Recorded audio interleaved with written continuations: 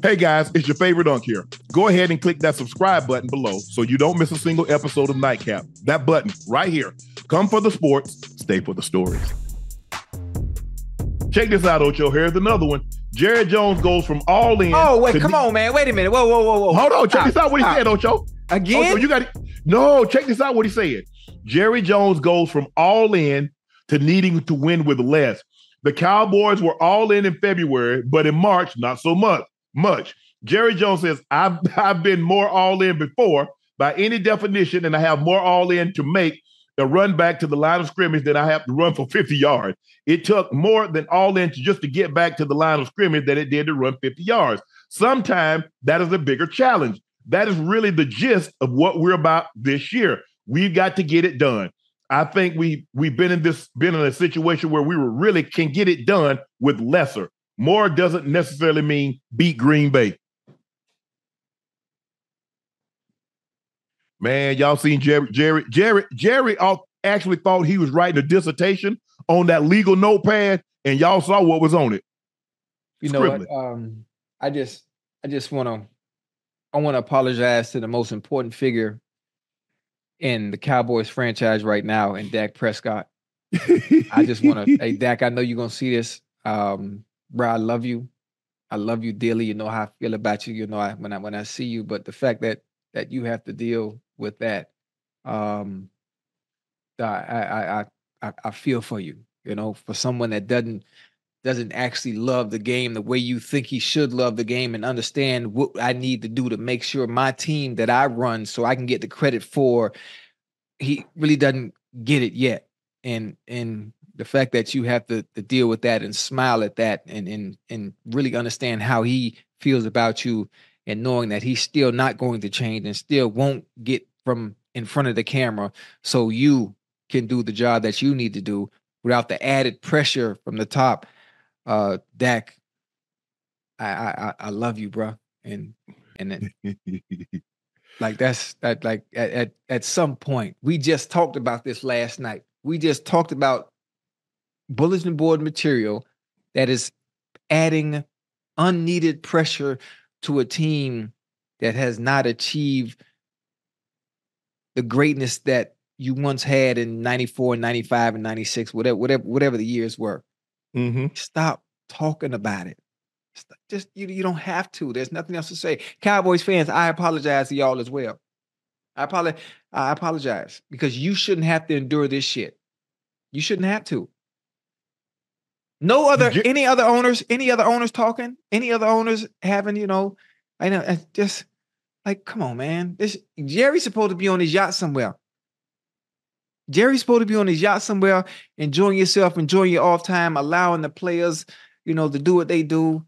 Like, come on, Jerry. Does he realize just a month ago, after the loss to Green Bay, he came out and said, we're all in. We was trying to think, okay, all in, that means they're going to be big in free agency. They're going to make sure they sign their guys. Obviously, Micah is at the front of the list. CeeDee Lamb needs to be a guy they need to take care of. Dak Prescott's contract, even though it went from $59 million to $55 million, because his roster bonus was turned into a signing bonus. 2 voidable years were added to spread that out to give him some relief. But here we are right now. You look at they signed Eric Kendricks. They lost Dorrance Armstrong. They lost Tyler Biotis. They lost Dante Fowler. They lost Tony Pollard. I think they re-signed Jordan Lewis to a one-year deal. Their long snapper to a one-year deal. But a lot of guys, a lot of depth guys are gone now. Mm-hmm. And so I think Jerry actually forgot that he said they're all in. Now, he came back and tried to walk that back. Says, hey, what we mean is that we're going to sign all our players. Now he's saying we need to win with less. How the hell you going to win with less when you couldn't win with more? More, yeah.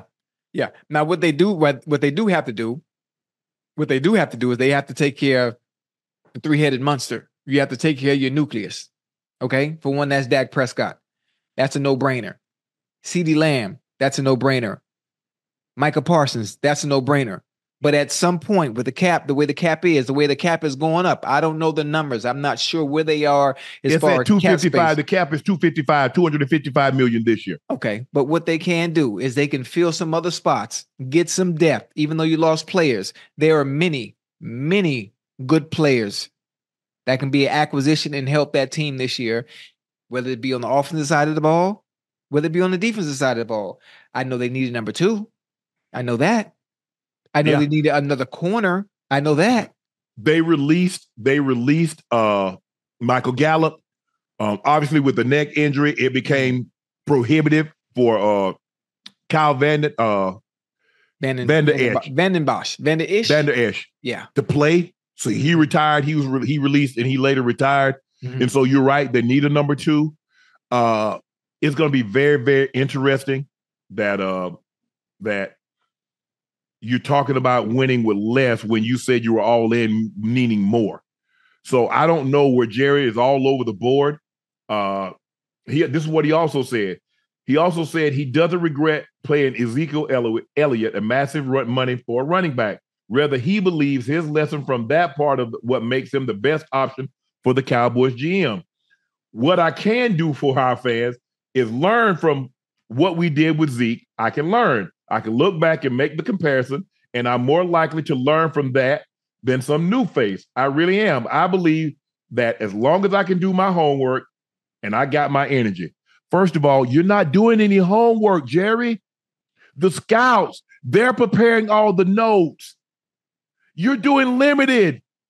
That's not you. You're a businessman. You're not a football guy. I'm not so sure Jerry Jones knows the difference between a screenplay and a screen porch at this point. Stop this. I'm confused.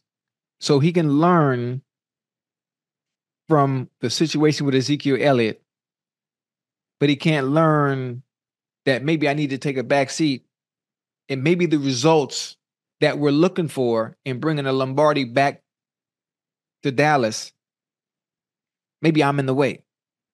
Oh, we don't see that. Nope. He doesn't see that. He ain't trying to see. You remember now, Ocho, I told you the blindest man is the one that cannot see. It's the one that chooses not to see. Mm.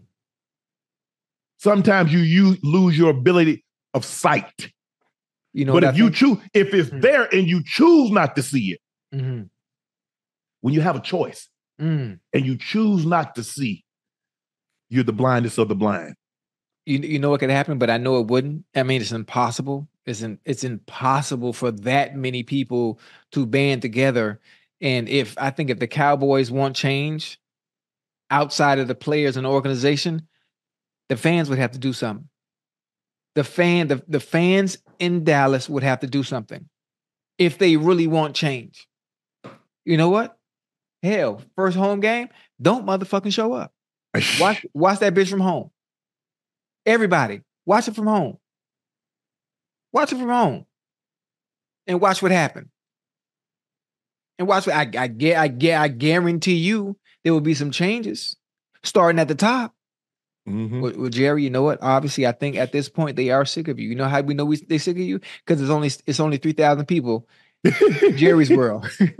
it's only 3,000 out there. I'm just saying, because if the bottom line will always be what the bottom line is, as long as the money is still churning, even though the results are not what you want, and the fans are still showing up every Sunday when you got a home game, ain't nothing gonna change.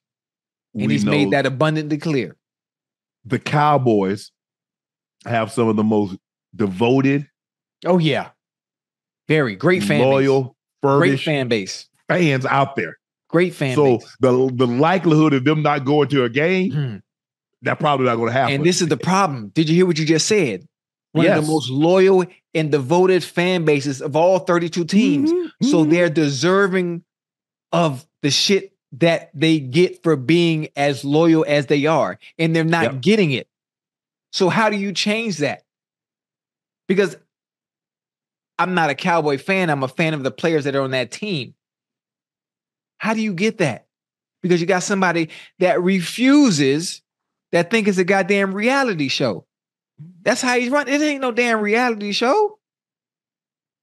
Come on, Jerry. Think Go about relax. Kick your feet up, man. Get your martini, a mimoso. Get your drop lemon or whatever it is that lemon drop. Man, whatever them rich folks Drop be tackle drinking. is what you're talking about. There's a difference between a drop tackle and a lemon drop, but we get it. Man, I'm just throwing the names that's jogging my memory. I'm just You want a sugar rim on your lemon drop? A who? A sugar rim. You talk about Above the Rim. I saw that movie. That was a good movie with Tupac. Yeah, man. I don't know, man. I don't know. I don't have any answers. Because we're not gonna listen to us. So I'm talking and going in one ear and out the other. Like, who the hell am I? Jerry ain't gonna listen to me, but I'm just saying the fans need to do something. They need to do something because they're going to get the same results week in and week out and year in and year out, because until they take a stand and say, you know what, we sick of this as fans. Right. We're tired. Stop telling us what's going to happen. Stop telling us what you're going to do and just do it. Don't show up and watch what happens. But, he got a $225 million yacht. It's 357 feet long. Bravo Eugenia. That's his wife's name. He calls her Jeannie. Yeah. Named after his wife. Wait, he named the yacht after his wife? Yes. Oh, that's some Wolf of Wall Street type shit. I like that. Yeah. I'm finna go get me. I'm finna go get me a yacht too. Yeah. Yeah. I will put who can I put on a bass boat? Because that's about the biggest thing. I don't really be doing the boats, Ocho. Right. The first boat ride kind of got my people shook up. So I heard about the first boat ride. They came along. Yeah. I'm good. I feel you right. Listen, I live in Miami and I won't be on the water.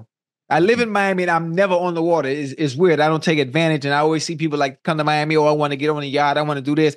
Damn. Hell. Nah, I'm good. I'm good. Cause I just something about the water. And like I went to school on the beach all my goddamn life. I went to North Beach Elementary on South Beach. I went to Nautilus where my grandma taught on South Beach. I went to Miami Beach Senior High on South Beach. So I was sick of being by the beach by the time I was a little older to do some of the fun activities. I ain't been on the water in years. Right. It's Jerry.